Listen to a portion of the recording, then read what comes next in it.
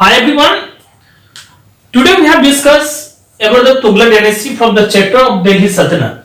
Now, came to the point. First of all, we have discussed about to be the case study. After that, Ghiyasuddin Tughlaq, then the Muhammad bin Tughlaq, etc., etc. Okay. So first of all, we have discussed here about to be the case study. What is it? The Tughlaq dynasty is starting from the 1320 to 1440. अगर हम लोग बात करते हैं Tughlaq dynasty का, तो ये जो डायनेस्टी था ना आपका स्टार्ट हुआ था कब से? तो 1320 से लेकर के और 1440 तक ये आपका जो डायनेस्टी था वो चला था।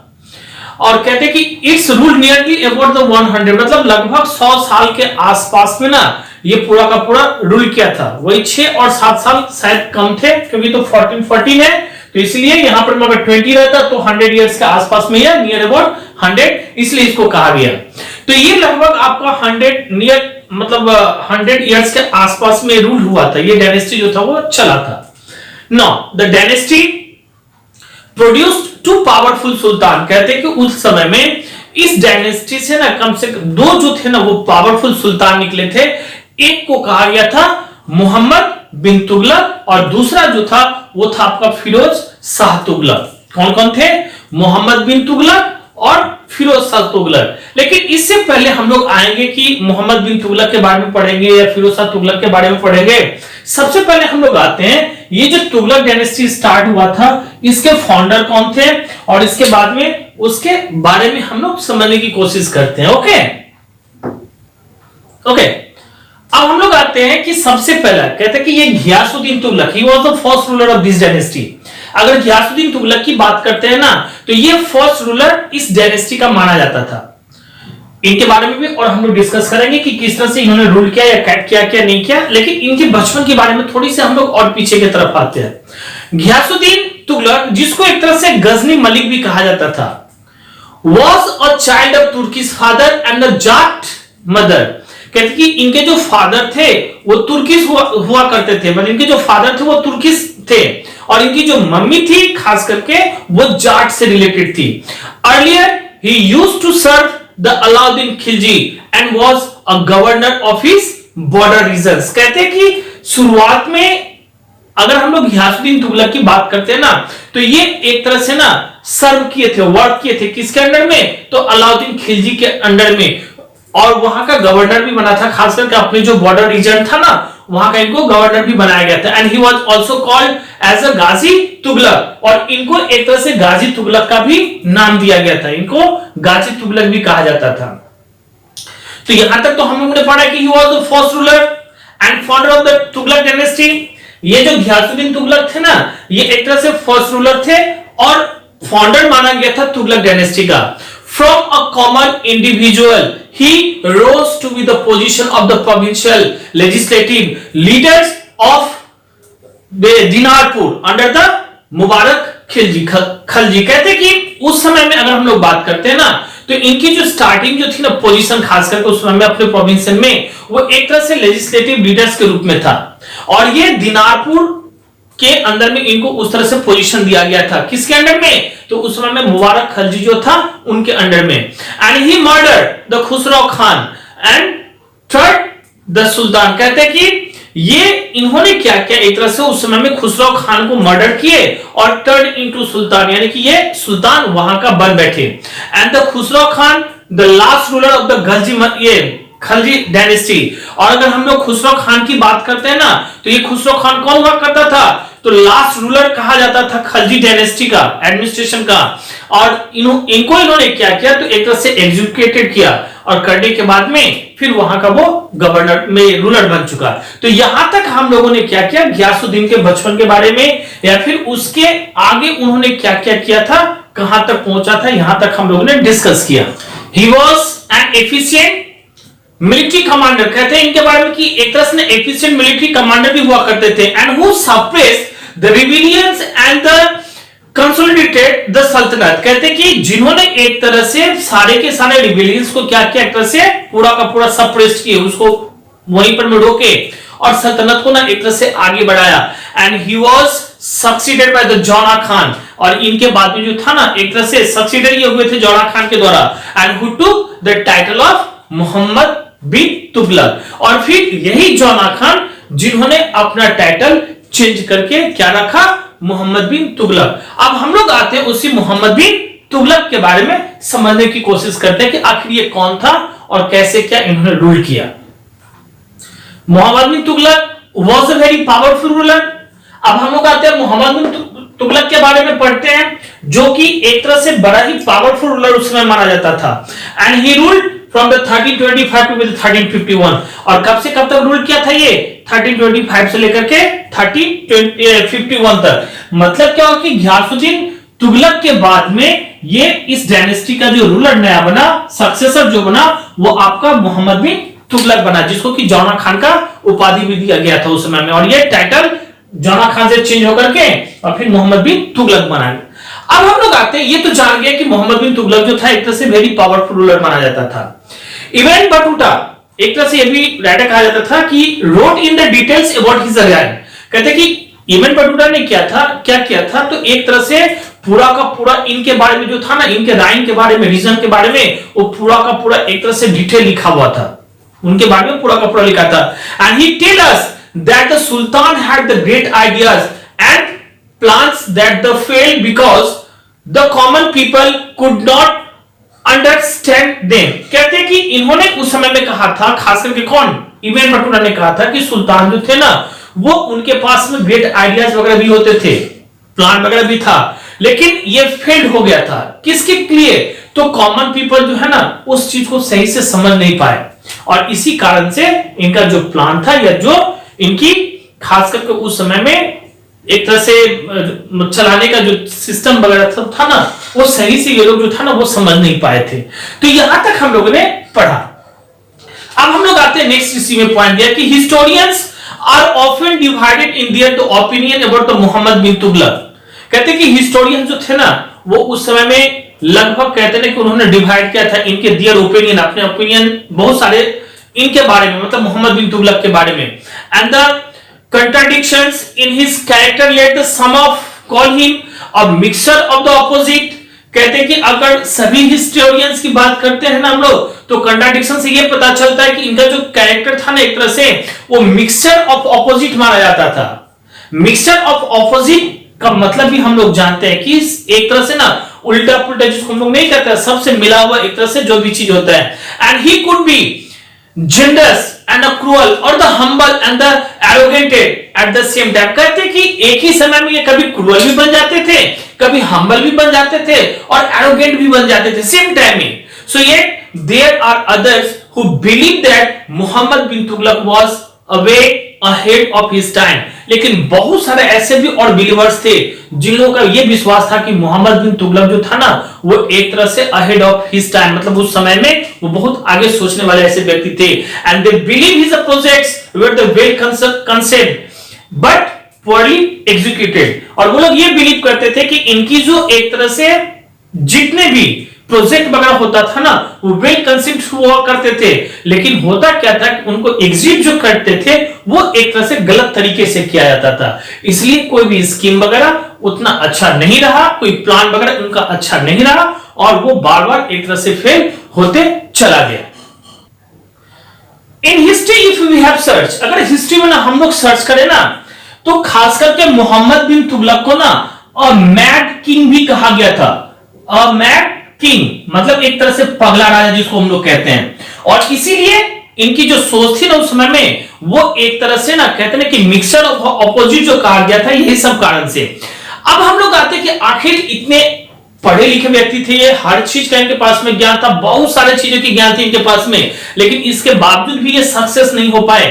क्या क्या ऐसा कारण था, तो उस कारण में हम लोग सबसे पहले अभी जो रीड करेंगे so some of the Muhammad bin Tughlaq administrative reforms and that the prove to be the impractical to be the made him the unpopular। अभी जो हम लोग डिस्कस करने जा रहे हैं ना वो एक तरह से तुगलक एडमिनिस्ट्रेशन के रिफॉर्म के बारे में, मोहम्मद बिन तुगलक के जो एडमिनिस्ट्रेशन का जो रिफॉर्म था उन सब चीज के बारे में हम लोग डिस्कस करेंगे, जो एक तरह से कहा जाता था कि ये प्रूव हुआ था इम्प्रैक्टिकल और उनको एक तरह से अनपॉपुलर बनाया गया था। इसी में पॉइंट आता है सबसे पहले आपका taxation in the law. Taxation, ये जो पहला पॉइंट हम लोग पढ़ने जा रहे हैं इसमें है कि taxation in the dop area के बारे में हम लोग जानते हैं बढ़िया से। दौब किसको कहा गया था तो याद ही होगा आप लोगों को, जो लैंड बिटवीन टू रिवर जिसको हम लोगों ने कहा था, द गंगा और द जमुना जो भी था उस समय में रिवर, उसके बीच का जो लैंड था इस तरह से वो दौब एरिया कहलाता था, दो रिवर के बीच का जो जगह होता है। तो अब हम लोग आते हैं इसी में पहला जो पॉइंट हम लोग का है इसमें टैक्सेशन इन दौब्स। ये टैक्सेशन क्या था उस समय में और क्यों ऐसा फेलियर हो गया, क्या क्या इनके मतलब ऐसी थिंकिंग वगैरह थी। कहते कि Mohammad wanted to capital his empire through the conquest. कहते ना ये एक तरह से मोहम्मद बिन जो मतलब तुगलक जो थे ना, ये चाहते थे कि अपने कैपिटल को और एक्सपांड करे। एक्सपांड का अर्थ था बढ़ाना, अपने कैपिटल को और ज्यादा से ज्यादा कन्क्वेस्ट करके उसको बढ़ाए। And this mean a large army and the increase the resources to be the pay that army. कहते कि इसका अर्थ है कि उसको कन्क्वेस्ट करने के लिए लार्ज आर्मी की जरूरत पड़ती और लार्ज आर्मी को रखने के लिए लार्ज पैसे की भी, अमाउंट ऑफ मनी की भी उस समय में जरूरत पड़ती उनको। So to get the more money the sultan raise the land tax in the Doab region. अब पैसा आएगा कहां से, इसके लिए सुल्तान ने क्या किया, तो जो दौब का एरिया था खास करके उस दौब वाले एरिया में सुल्तान ने क्या किया, जो टैक्सेस थी उस टैक्सेस को और राइज कर दिया। उन्होंने क्या किया उसमें में टैक्सेस को और राइज कर दिया दौब रीजन में। And the Doab was facing a severe famine during this period. और कहते हैं कि कभी कभी उस पीरियड में क्या था ना, दौब रीजन में खास करके तो अलग अलग तरीके का जो था ना, जो फार्मर वगैरह होते थे या जो वहां पर रहने वाले होते थे उनको अलग अलग तरीके का फेमाइन, मतलब जिसको हम लोग एक तरह से नेचुरल मतलब कैलेमिटी से लड़ना कहते हैं ना, ये सब सारा का सारा चीज उनको उझलना पड़ता था, झेलना पड़ता था। कभी कभी बाढ़ आ जाती थी तो कभी कभी फसल ही नहीं होता था। ऐसे सारे के सारे सिस्टम थे उस समय में। तो इसके लिए जो एरिया में रहने वाले पीपल थे उन लोगों को फेसिंग करना पड़ता था इस तरह का प्रॉब्लम वगैरह। To raise the taxes at such a time was a mistake. और उसी समय में इस टैक्स को राइज करना एक तरह से ये उनका सबसे बड़ा गलती था। Many peasants abandoned their the land. बहुत सारे ऐसे किसान वगैरह थे जिन्होंने अपने लैंड को एबेंडेड कर दिया, एक तरह से छोड़ दिए, खेती नहीं किए। And some of them the revolted. और कुछ जो था वहां पर में वो लोग रिवॉल्ट करने लगा। अल्टीमेटली क्या होती है, the sultan had to withdraw his order. और बाद में सुल्तान को क्या करना पड़ता है, उस ऑर्डर को विथड्रॉ करना पड़ता है। अब यहां पर मैं सोचने वाली बात थी, अगर वो सुल्तान अच्छे तरीके से सोच के अगर चलते तो क्या हो सकता था, किस तरह से हो सकता था कि अगर वो जानते कि फार्मर सही से अगर क्रॉप्स उपजा पा रहा है, उनके पास में क्रॉप्स यानी कि अनाज आ रहा है, तो वो वहां पर में टैक्स लगा करके उनसे टैक्स ले सकते थे। लेकिन उन्होंने क्या किया कि रीजन में एक तरह से नेचुरल जो हम लोग एक तरह से कहते हैं जैसे बाढ़ आ जाना या सूखा पड़ जाना, ऐसा सब पोजीशन था। और उस पोजीशन में इन्होंने क्या किया, टैक्स एक तरह से लेना चालू कर दिए, उसमें और टैक्स बढ़ाना चालू कर दिए, जिससे बहुत सारे किसान तो वहां का जगह छोड़ करके भागे। किसी ने मतलब खेती ही नहीं किया, कुछ तो रिवॉल्ट करने लगे। लास्ट में जाकर के राजा को यानी कि सुल्तान को ऐसा लगा कि मैंने गलत कदम उठा लिया है, तो फिर उन्होंने क्या किया, उस चीज को वहीं पर में विथड्रॉ कर लिया, वहीं पर में रोक दिया। ये फर्स्ट पॉइंट था आपका। अब हम लोग आते हैं शिफ्ट, सेकेंड पॉइंट हम लोग का शिफ्ट ऑफ कैपिटल का। सेकेंड पॉइंट जो हम लोग लिखेंगे अब वो है हमारे पास में शिफ्ट ऑफ कैपिटल। कैपिटल को किस तरह से वो एक तरह से उन्होंने क्या किया था, तो चेंज किया था, शिफ्ट किया था। ये सबसे बड़ी गलती भी थी उस समय में उनका। क्या था, ध्यान से सुनना है। इन 1327 ये जो हुआ था ना, एक तरह से 1327 की कहानी है, इस पॉइंट को ध्यान से सुनना है हम लोगों को। In 1327 Muhammad bin Tughlaq decided to shift the capital for of the empire from the Delhi to Devagiri. अब 1327 में आकर के क्या होता है, मोहम्मद बिन तुगलक को ऐसा लगता है, वो डिसाइड करते क्या कि हम अपना कैपिटल जो है ना एम्पायर का वो चेंज करेंगे। चेंज करेंगे तो क्या करेंगे, तो इनका कैपिटल पहले कहां था, दिल्ली था। अब वो क्या किए, तो दिल्ली से देवागिरी उसको चेंज किए। And which he rename Daulatabad. जिस देवागिरी का नाम इन्होंने क्या रखा, दौलताबाद रखा था। उसका जो कैपिटल नया जो बना था उसको उन्होंने क्या किया, तो दौलताबाद का नाम दिया। ठीक है, जिसका नाम पहले ही यहां पर में देवागिरी था, and which he renamed the Daulatabad, जिसको उन्होंने क्या किया, दौलताबाद किया। And he shifted the capital for the following reason. कुछ रीजन यहां पर में था कि उन्होंने क्यों इस कैपिटल को एक तरह से वहां पर में शिफ्ट किया, इसके पीछे भी कुछ पॉइंट वगैरह भी थी, वो पॉइंट हम लोग एक एक करके आते हैं, डिस्कस करते हैं। तो यहां तक पॉइंट हम लोगों ने पढ़ लिया कि उन्होंने अपने कैपिटल को शिफ्ट किया दिल्ली से देवागिरी, जिसको एक तरह से दौलताबाद भी कहा गया था। कुछ रीजन मैंने बताया था कि आखिर उस कैपिटल को चेंज करने का क्या कारण बना उनका। सबसे पहले है पॉइंट क्या कि the sultan feel that he would be able to control and administrate the empire better from the Daulatabad. अब सुल्तान को तो मोहम्मद बिन तुगलक, उनको ऐसा लगा कि ये जो खास करके मतलब जहां पर मैं ये अपना शिफ्ट कर रहे हैं ना कैपिटल दौलताबाद में, वहां से ये क्या कर सकते हैं ना, कंट्रोल कर सकते हैं अपने एडमिनिस्ट्रेशन को भी, क्योंकि since it was located in the centre of the empire, क्योंकि जो दौलताबाद जगह था वो एक तरह से सेंटर ऑफ द एम्पायर माना जाता था। मतलब इनकी जितनी एम्पायर थी, जितनी दूर में फैला हुआ था, उसके ठीक ये सेंटर में पड़ता था। इसीलिए इन्होंने क्या किया, एक तरह से ऐसा सोचा कि सेंटर में रह करके हम क्या कर सकते हैं, अपने पूरे के पूरे एम्पायर को एक तरह से कंट्रोल कर सकते हैं। नो, होता क्या, ध्यान से सुनना है point. The Mongols were a constant threat to Delhi. कहते हैं कि बार बार जो था ना उस समय में मंगोल्स कौन, जो एक तरह से इन्वेड हुआ करता था उस समय में, ये बार बार आकर के ना कांस्टेंट थ्रेट करता था दिल्ली को। And Daulatabad the sultan thought would be the safe from the attack. और दिल्ली जहां पर में पहले इनका अपना एक तरह से कैपिटल था, उसके ऊपर मंगोल्स आकर के बार बार अटैक करते थे, कांस्टेंट थ्रेट करते थे। इसलिए उन्होंने क्या सोचा कि हम दिल्ली से अगर दौलताबाद चले जाएंगे तो वहां पर में ये मंगोल जो है वो यहां पर में अटैक नहीं कर पाएगा, और वह जगह मेरे लिए क्या रहेगा, सेफ रहेगा। इसीलिए इन्होंने क्या किया, जो दिल्ली पहले इनका कैपिटल था, दिल्ली से ये सीधा कैपिटल चेंज करके शिफ्ट करके ये चले गए कहां पे, देवागिरी, जिसका नाम एक तरह से दौलताबाद रखा। अब यहां तक तो पता चल गया हम लोग को कि वो ये कारण से सोच के किए। अब होता क्या है कि Muhammad bin Tughlaq order the entire the population of Delhi to move to the Daulatabad. अब कैपिटल जब यहां से यहां शिफ्ट हो रहा है तो वहां दिल्ली में तो पीपल रहेगा नहीं, तो इन्होंने क्या किया, एक तरह से जितने सारे एंटायर वहां पर में जितने भी सारे मतलब एक तरह से पॉपुलेशन था दिल्ली का, सभी को इन्होंने कहा कि आप लोग दिल्ली से मूव करके कहां चलो, दौलताबाद चलो। अब दिल्ली से दौलताबाद उस समय में बहुत ज्यादा दूर थी, डिस्टेंस उनका बहुत ज्यादा था, लगभग कहा जाता है कि 1500 किलोमीटर के आसपास में इनकी दूरी माना जाता है, उतने दूर थे। अब दिल्ली से दौलताबाद इन्होंने क्या किया, पॉपुलेशन को तो बोल दिया कि आप लोग भी यहां से चलो। People didn't want to leave their the homes but had to obey the sultan's order. अब जो आदमी पहले से ही दिल्ली में एक तरह से रह चुका था, वो अपना घर द्वार छोड़ना नहीं चाहता था, लेकिन था क्या, तो ऑर्डर था सुल्तान का, इसलिए ये ऑर्डर तो उनको मानना ही पड़ता। इसलिए वो लोग क्या किए, दिल्ली छोड़ करके और वो दौलताबाद की तरफ चल दिए, क्योंकि तो सुल्तान का ऑर्डर था। However, the Sultan soon realized that it was impossible to keep a watch on the northern frontier from Daulatabad. लेकिन होता क्या है, सुल्तान वहां पर में जाकर के रियलाइज किया कि वो वहां रह करके ना, खास करके नॉर्दर्न का जो फ्रंटियर पार्ट्स है दौलताबाद से, वो उसके ऊपर में नजर नहीं रख पाएगा।